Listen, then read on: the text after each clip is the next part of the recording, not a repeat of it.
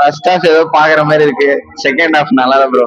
கிளைமேக்ஸ்ல ட்விஸ்ட்னு ஒண்ணு வைக்கிறாங்க, அவ்வளவுலாம் இல்ல. பிஜிஎம் நல்லா இருக்கு, மேக்கிங் நல்லா இருக்கு, சவுண்டு நல்லா இருக்கு.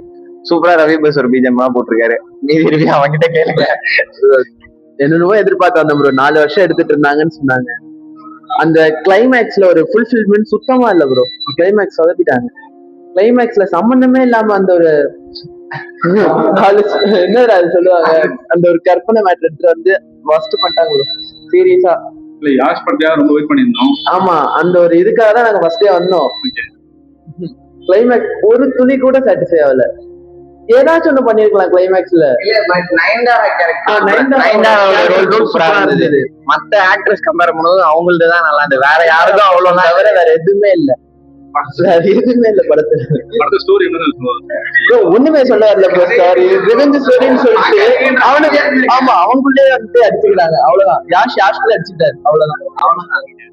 அல்ல ஸ்டேஷன் தான் அது. அதான் அதுதான் அவ்வளவுதான்.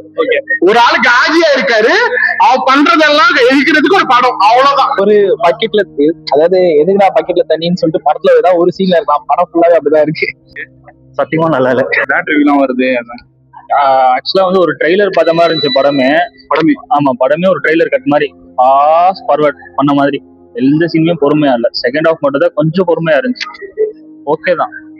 அவனை ஒரு ஹாலிவுட் படம் பார்த்த ஒரு ஃபீல் இருக்கு. ஓகே தான் ப்ரோ. ஆனா வந்து எப்படின்னா சொல்ற மாதிரி இல்ல. நான் நிறைய எக்ஸ்பெக்ட் பண்ணேன். எனக்கு கேஜிஎஃப் படம் பார்த்துட்டு இது வைக்க வரும்போது நமக்கு யாஷுங்கிறப்ப பெருசா தான் இருக்கும். பாருங்க, ஒரு வாட்டி பார்க்கலாம். கிளைமேக்ஸ் எப்படி போகுது?